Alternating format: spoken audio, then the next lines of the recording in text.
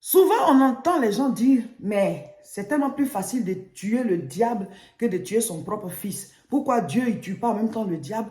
Et puis c'est son fils Jésus qui l'a tué. Mes frères, mes soeurs, j'aimerais vous dire, il faut bien connaître la parole avant de faire ce genre de déclarations. Jésus n'est pas mort pour tuer le diable.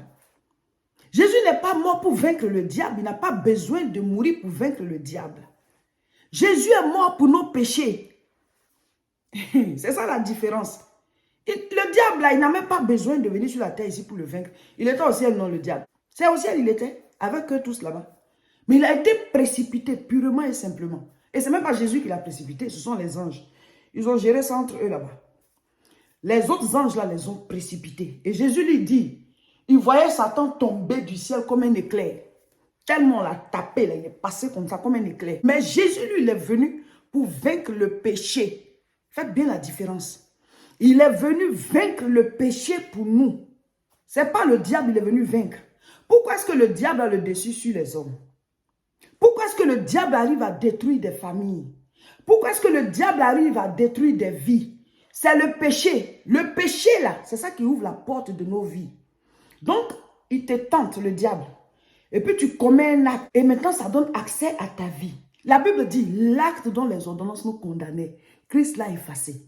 Chaque péché qui est commis, il y a des actes spirituels. Le diable s'appelle accusateur. Il te tente. Et puis, tu commets le péché. Et puis, il dit ta culpabilité devant Dieu. Que voilà ce qu'il vient de faire. Moi, j'ai péché, on m'a chassé.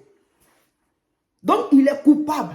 Ce qui va enlever ta culpabilité, là, c'est ta repentance.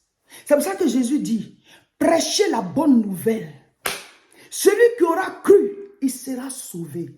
Croire veut dire quoi? Ça veut dire que j'ai reçu le salut. Désormais, je donne ma vie de péché. Et je prends la vie de Christ. Et je vis maintenant en nouveauté de vie. Si je vis, ce n'est plus moi qui vis. C'est Christ qui vit en moi. Jésus n'est pas venu pour vaincre le diable. Ce n'est pas ça sa première mission. Il est venu vaincre le péché pour nous. C'est le péché qui fait que le diable a le dessus sur nous. C'est à cause du péché que le diable a pris la place de Adam sur la terre. C'est parce qu'Adam a péché qu'il a perdu sa place de chef. Donc c'est le péché là que Christ est venu vaincre.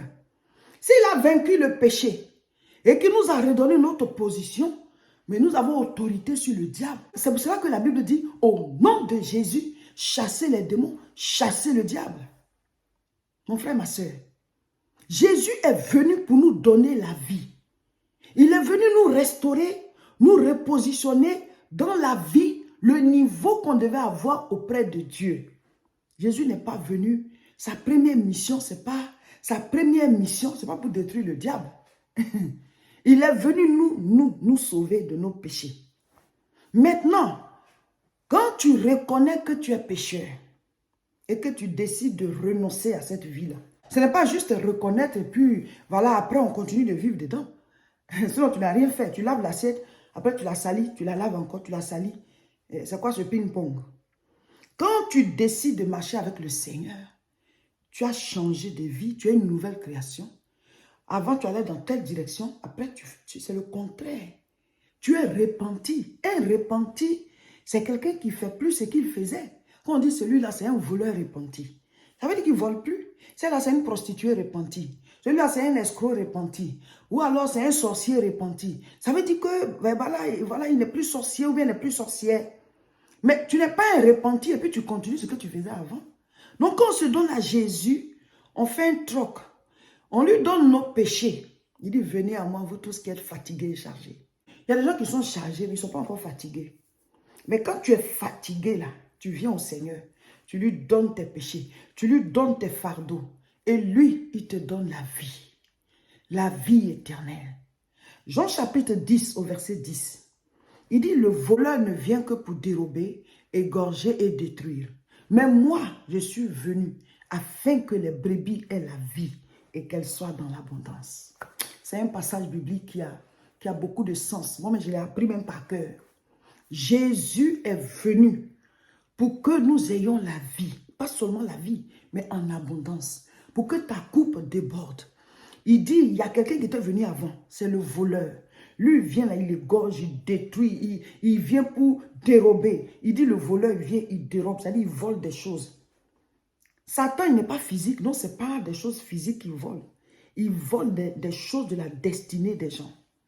Il te vole ta paix. Il vole des choses de la destinée des gens. Satan a volé la paix à plusieurs personnes. Satan a volé les finances de certaines personnes. Satan a volé leur santé. Satan a volé leur mariage. Le voleur ne vient que pour dérober, égorger et détruire. Il y en a à qui Satan a volé leur vie de couple. Il y en a à qui Satan a volé leurs enfants. Il a volé leur travail. Il a volé leur prospérité. Il a volé leur santé.